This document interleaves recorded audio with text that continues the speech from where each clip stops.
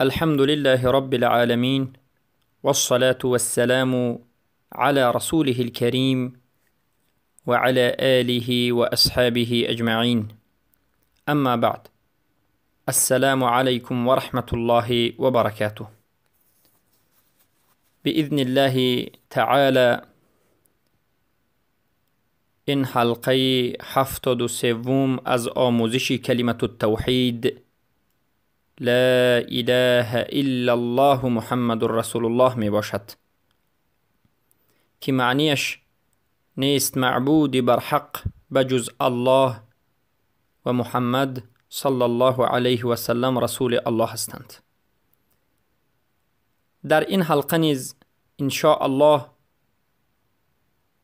موضوع ما باقی مانده از مسائلی که تعلق به کفر البغض هست یا کفر الکره و بدبینی. بغض یعنی بد دیدن، کفر بغض یا بغض الکفری، این چگونه بغض است، چگونه بدبینی است. اساسش و سبب این کفر،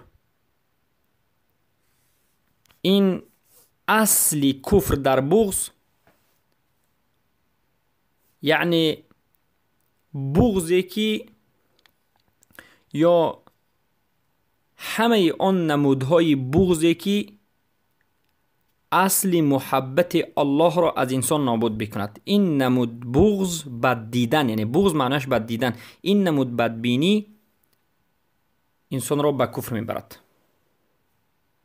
علما میگن سبب کفر در بغض این است که اصل محبت الله را از انسان بیرون بکند. وقتی که اصل محبت از قلب انسان نسبت الله، نسبت دین، شریعتش، توحید، شهادتین بیرون شد، پس همین بغض انسان را کافر میکند. بغضی که اصل محبت الله را از انسان نابود بکند، اصل توحید را نابود بکند، اصل شهادت لا اله الا الله محمد رسول الله را نابود بکند، اصل رضا بودن به تقدیر الله را نابود بکند، پس این نمود بغض است که انسان را به کافری میبرد، انسان را کافر میکند. پس این بغض و بدبینی نمودها دارد. بغض و بدبینی کفری، البته چرا که ما نمودهای بغض را در حلقه گذشته به شما ذکر نمودیم که 6 نمود است. بغضی که واجب است به وجود آمدنش، که دین به این بغض به جا نمیاد، به مانند بغض داشتن نسبت کفار، نسبت شرک، نسبت مشرکین، نسبت طاغوت ها، که این واجب است و فرض عین به هر یک مسلمان است. بغض حرام، بغض کفر، بغض مکروه، یا که بغض بعد از این می شود مستحب و اکراه. بارک الله فیکم که این همه به شما ذکر شد. اما بغض کفری، بغضی که کفر هست، نمودها دارد. اولا نمود این است که یک بنده ربش، معبودش الله رب العزت و الجلال را بد بیند. علما میگن این قسم به نهایت نادر است، کمیافت است. یک مسلمان نمیتواند که الله سبحانه و تعالی را بد بیند، یا که یک انسان مسلمان، یک بنده الله، توحید الله را، یگانگی الله را بد بیند، یا عبادت الله را بد بیند، یا که اخلاص در عمل را نسبت الله سبحانه و تعالی بد بیند. یعنی عملی که خالصانه میکند، همین عمل را خالصانه به خاطر الله کردن را بد بیند. این همه نمودهای بغض کفری هست. یا که بنده بد بیند چیزی از صفات الله سبحانه و تعالی را، از نامش، از فعلهایش، یا ناراضی شود از الله سبحانه و تعالی، یا اعتراض به الله بکند، یا از قضای و قدر الله ناراضی باشد، یا از حکم الله، یا که از فعلهای الله اعوذ بالله من ذلك ناراضی باشد، یا بد ببیند، بد ببیند، داشته باشد، این همه کفر است. پس باید دانید که فرق بین این که یک انسان عمل میکند و بین این که الله را دوست می‌دارد و بین این که بد می‌بیند. یعنی ممکن است که یک انسان نماز خواند و با وجود نماز خواندنش اما اعوذ بالله این عمل را بد ببیند. نمود دومی کفری بغض یا که بغض کفری، بغض اسلام، بد دیدن اسلام، بد دیدن حکم الله، شریعت الله، دین الله، امر الله، نهی الله، بد دیدن تحاکم به شریعت الله. تحاکم یعنی طلبی حل مشکلات با قانون الله. به زبان مفهومتر که میفهمید یعنی سود کردن به سودی شرعی، به سودی الله، به قرآن و سنت مشکلی را حل کردن. یعنی کسی که این را بد ببیند این هم کافر است، زیرا که بغض دارد. این بغض کفری هست. یا چیزی از دین را بد ببیند، یا که دوست بدارد آن چیزی که الله حرام کرده است، یا بد ببیند آن چیزی که الله امر کرده است و فرض کرده است. این همه نمودهای بغض کفری است. سومین نمودش علما میگن بد دیدن یکی از انبیا یا رسول الله یا ملائکه. این هم بغض کفری است. چگونه که رافضه ها جبرائیل علیه السلام را بد میبینند. البته این بد دیدن و این بغض کفری هست. چهارمین نمودش خودی ذات رسول الله صلی الله علیه وسلم را بد دیدن، یا که یگون فعل رسول الله، منهج رسول الله، هدی رسول الله، شریعتی که رسول الله آوردن، دین رسول الله، سنت رسول الله را، یا چیزی که رسول الله آوردن این را بد بینند. این کفر است. یعنی این بغض کفری است.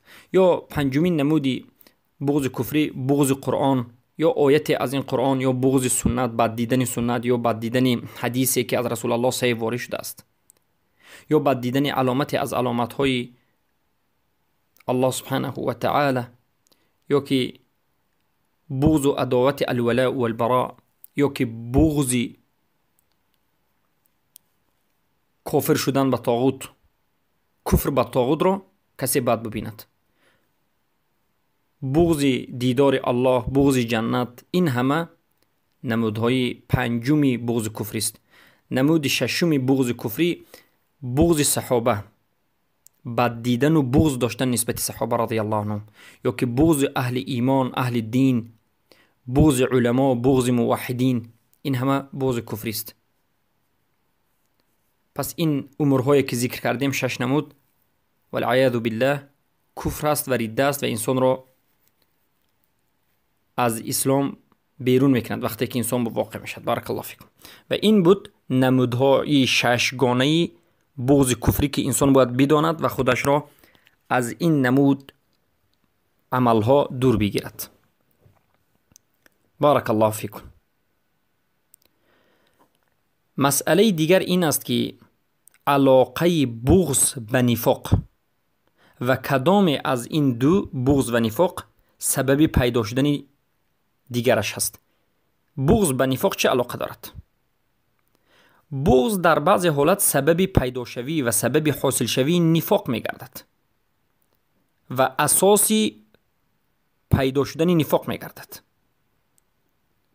و این چنین عکس هم صحیح است، یعنی نفاق هم سبب پیدا شوی بغض می شود. چخیلی که رسول اکرم صلی الله علیه و سلم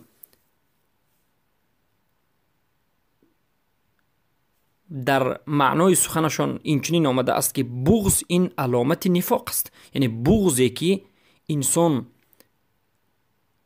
کنترل خودش را از دست بدهد، این علامت نفاق است. بارک الله فیکم. پس بغض چگونه کفر است؟ چگونگی بغض کفر بودنش را علما بیان میکنند. میگند بغض، بدبینی همان وقت کفر است و سبب کفر بودنش این است که محبت را نیست میکند و محبت این رکن عبادت است که عبادت بر بالای محبت قائم میشود.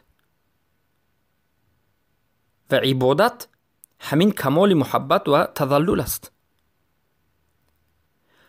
اولا. دوما، بغض لا اله الا الله را نابود می کند.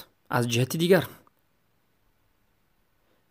چرا که لا اله الا الله قائم بر شروطش است و یکی از شروط های لا اله الا الله که پنجمش این محبت است، وقتی که بغض به وجود آمد نسبت دین یا نسبت این 6 چیزی که ذکر کردیم، محبت نابود می شد. وقتی که محبت نابود شد، لا اله الا الله نابود می گردد. این چنین بغض قبول لا اله الا الله را نابود میکند، رضا شدن بر لا اله الا الله را نابود میکند، تسلیم شدن بر لا اله الا الله را نابود میکند، انقیاد را نابود میکند. این چنین بغض ناقض کننده تعظیم، بزرگ شمردن الله و ذل و الخضوع برای او است. پس انمین بغض کفری هست. وجه کفر بودن بغض در همین جاست. علاقه بغض به هفتمین شرط صحت لا اله الا الله انقیاد و عمل.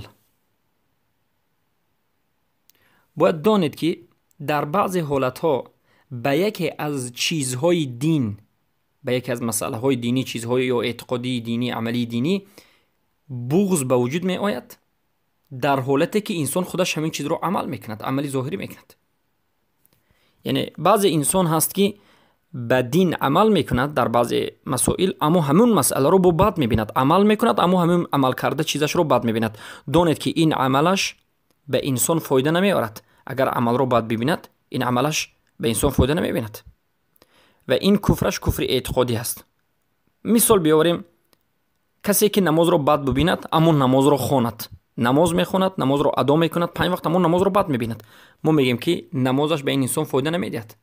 این بغض، این بدبینی انسان رو کافر میکند و این بغضش بغض اعتقادی است. علاقه کفر بغض به شرط های لا اله الا الله چگونه است؟ باید بدانید که کفر بغض، کفر بدبینی، شرط محبت را نابود میکند و این چنین شرط ششم قبول و شرط هفتم لا اله الا الله انقیاد را در معنایش، یعنی در زیر خودش نابود میکند و این شرط یقین، شرط صدق، شرط اخلاص و شرط این چیز را با تلازم نابود میکند، بالمطابقت و تضمن و بالتلازم، که این حرف رو انشاءالله ما در آینده شرح میدیم. سبب های بغض کفری چیست؟ یعنی کدام چیزها سبب می شود که بغض کفری به وجود آید؟ اولین چیزی که سبب می شود که بغض کفری به وجود آید و انسان به سبب بغض کافر بشود، این جهل است. جاهل ماندن از دین، جاهل ماندن از عقیده، جاهل ماندن از توحید انسان را به همین بغض میبرد که بغض سبب کافر شدنش میشد. آدمی که موحد است، خونده است، تعلیم گرفته است، میداند ان شاء الله بغض و عداوت نسبت دین نمی کند و به سبب بغض کافر نمی شود. یا که کبر، دومین سببی که بغض کفری را به وجود میاد کبر است. متکبری، کبر، سرکشی. یا که احتقار الغیر، سیومش علما میگن، یعنی تحقیر دانستن غیر از خودش، پس دانستن دیگر انسان ها. چهارمین سبب حسد. پنجمینش شهوت و هوا و هوس. این چیزها همه اش سببی به وجود آمدن بغض کفری است. اما یک مسئله دیگر است که اینجا میگیم کره، یعنی یک کراهیت نفسی طبیعیه که به سبب مشقت در انسان به وجود میاد. یک کراهیتی که حاصل می شود برای مسلمان از آن چیزی که بر وی نائل می شود از وزنینی بعضی از تکالیفات شرعی. مثلا انسان در حقیقت وقتی که پایبند به حکم الله و رسولش می شود، به بعضی از انسان ها در همین به وجود آوردن امرهای الله بعضی مشقت ها به وجود می آید. مثلا در حالت حج کردن، در خصوصا این سالها در تابستان در حالت گرمی حج می کند، اما در درون حج یک مشقتی به وی می آید، اذیت می کشد که البته این طبیعی هست. از سبب گرمی، از سبب روحگردی خسته می شد، مشقت می کشد.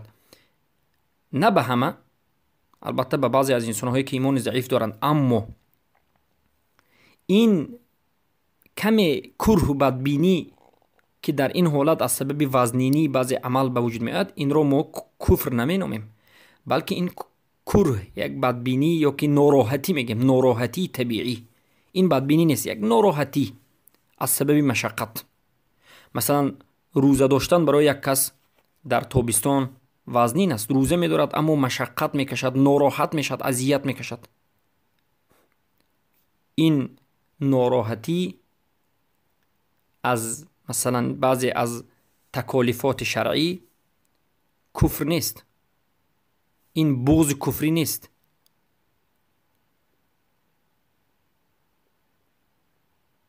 و این کره و بدبینی اعتقادی نیست، بلکه این کره طبیعی هست. چخیلی که الله سبحانه و تعالی در سوره بقره آیه 216 میگه کتب علیکم القتال و هو کره لکم، به شما جنگ کردن در راه الله فرض شد، در حالتی که همین عمل برای شما ناراحت کننده است، یعنی نامعقول است. در حقیقت همین چنین است. و این چنین حدیث عبادة بن ثابت آمده است، حدیثی که بیعنا رسول الله صلی الله علیه و آله علی المنشط والمکره. رسول اکرم صلی الله علیه و سلم از ما بیعت بگرفت در حالتی که ما رسول الله را اطاعت بکنیم، هم در حالت منشط او منشط، یعنی در حالت خوشحالی و در حالت ناراحتی. و در حدیث دیگر آمده است که والله علم امام بخاری روایت میکنند حفت الجنة بالمکاره. انسان به یک چیزهای ناراحتی، مشقت، وزنینی به جنت داخل میشد. پس بارک الله فیکم، این بود مسائل بغض. و با همین به شما تمام مسئله هایی که تعلق به کفر بغضی و کفر بدبینی و کره اعتقادی بود بیان گشت. و تا اینجا ما به شما 5 شرط صحت لا اله الا الله را به ضدش بیان کردیم. علم، اولین شرط لا اله الا الله علم، ضدش جهل. دومین شرط لا اله الا الله الیقین که ضدش شک، شبهه، ریب. سومین شرط صحت لا اله الا الله الصدق که ضدش الكذب. و دومش النفاق، كفر الكذب، كفر النفاق. چهارمین شرط لا اله الا الله بارك الله فيكم الاخلاص که ضدش کفر الشرك یا که الشرك. پنجمین شرط لا اله الا الله این المحبه که به نهایت در این شرط صحت لا اله الا الله پنجمینش که محبت است. صحبت ما و حلقه ما زیاد شد برای که این مسائل به نهایت ضروری است. و ضدش این کفر البغض والکره. و با همین باذن الله سبحانه و تعالی به موضوع نو داخل میشیم که این شرط ششم لا اله الا الله می باشد که القبول. و باذن الله در حلقه های آینده ما این شرط ششم لا اله الا الله را به شما به شرح و توضیح کردن شروع می نماییم. بارک الله فیکم، حیاکم الله بیاکم. از الله سبحانه و تعالی می طلبیم که به همه این خونده امون، گوش کرده امون عمل کردن را نصیب و روزی بگرداند و از این همه نمودهای کفر و شرک ما را نجات بدهد. ما را، فرزندانمان را و برادران و دیگر تمام مسلمین را از جمله موحدین و صادقین بگرداند و همه امان را از ریا و نفاق و از بدبختی و ضلالت نجاتمان بدهد. ربنا لا تجعلنا فتنة للقوم الظالمين